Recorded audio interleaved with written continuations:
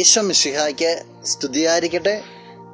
പ്രിയ സഹോദര സഹോദരി, നിനക്ക് നല്ല ഒരു ദിവസം നേരുകയാണ്.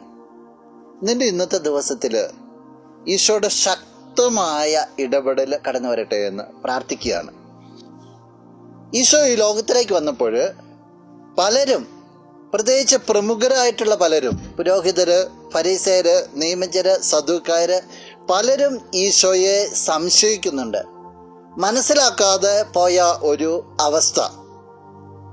ഈശോ യോഹന്നാൻ അറിയിച്ച സുവിശേഷം 7-ാം അധ്യായത്തില് 27-ാമത്തെ തിരുവചനം, ഇവൻ എവിടെ നിന്ന് വരുന്നു എന്ന് നമുക്കറിയാം, എന്നാൽ ക്രിസ്തു വരുമ്പോൾ എവിടെ നിന്നാണ് വരുന്നതെന്ന് ആരും അറിയുകയില്ലല്ലോ. ഈശോയുടെ നേരെ ഉയർന്ന പല ആരോപണങ്ങളിൽ, അല്ലെങ്കിൽ ഈശോയെക്കുറിച്ചുള്ള പല സംശയങ്ങളും ഒരു സംശയമാണ്, ഇപ്പം ഈ വന്നിരിക്കുന്ന ക്രിസ്തു എവിടെ നിന്ന് നമുക്കറിയാം. ഈ വന്നിരിക്കുന്ന യേശു, ക്രിസ്തു എന്ന് പറയപ്പെടുന്ന യേശു, പക്ഷെ ക്രിസ്തു വരുമ്പോൾ വചനം പറയും എവിടെ നിന്ന് വരുന്നതെന്ന് ആർക്കും അറിയത്തില്ല. അതോടെ ഇവൻ ക്രിസ്തു ആയിരിക്കാൻ സാധ്യതയില്ല എന്നവർ പറയുക. അവരുടെ അറിവിൻ്റെ പരിമിതിക്കിടയിൽ, അവരുടെ വായനയുടെ പരിമിതിക്കിടയിൽ, അവരുടെ ചിന്താരീതികളുടെ പരിമിതിക്കിടയിൽ ക്രിസ്തുവിനെ തളച്ചിടുവാനായിട്ട്, അതിനുള്ളിൽ നിന്നുകൊണ്ട് ക്രിസ്തുവിനെ മനസ്സിലാക്കുവാനായിട്ട് അവർ ശ്രമിക്കുകയാണ്. പക്ഷെ അവർക്ക് തെറ്റുപറ്റുന്നു. പ്രിയ സഹോദര സഹോദരി, ഈശോയെക്കുറിച്ച് നിനക്ക് ഒത്തിരി അറിയാം. വചനം വായിച്ചിട്ടുണ്ടാവും, പഠിച്ചിട്ടുണ്ടാവും, പ്രസംഗം കേട്ടിട്ടുണ്ടാവും.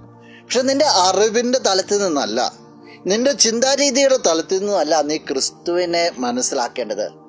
ദൈവിക കാര്യങ്ങൾക്കനുസരിച്ച് നിന്റെ ഹൃദയത്തെ ഉയർത്തിയിട്ട് ദൈവത്തോട് പ്രാർത്ഥനാ രീതിയിൽ ഇരുന്നിട്ട് വചനത്തെ ആത്മാർത്ഥമായിട്ട് ധ്യാനിച്ചിട്ട് ദൈവത്തിൻ്റെ പ്രേരണകളുടെ ഉള്ളിൽ നിന്നായിരിക്കണം നീ ക്രിസ്തുവിനെ മനസ്സിലാക്കേണ്ടത്. നിൻ്റെതായ ലോകത്തെ നീ മാറ്റിവെക്കണം. ക്രിസ്തുവിൻ്റെതായ ലോകത്തിന് നീ ചെവി തുറക്കണം, കണ്ണ് തുറക്കണം, ഹൃദയം തുറക്കണം. അവിടെ നീ ക്രിസ്തുവിനെ തിരിച്ചറിയും. അതനുഭവിക്കാൻ നിനക്ക് സാധിക്കട്ടെ. നമുക്ക് പ്രാർത്ഥിക്കാം.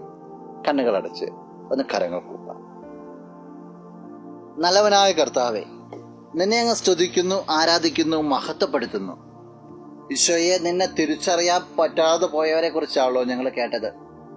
ഈശോ, നിന്നെ ആഴത്തിൽ അനുഭവിക്കാനും തിരിച്ചറിയുവാനുമായിട്ട് ഈ വ്യക്തിയെ നീ സഹായിക്കണമേ.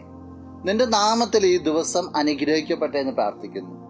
എല്ലാ തരത്തിലുള്ള ആപത്തുകളിൽ നിന്നും ഇയാൾക്ക് നീ സംരക്ഷണം നൽകണമേ, ഇപ്പോഴും എപ്പോഴും എന്നേക്കും.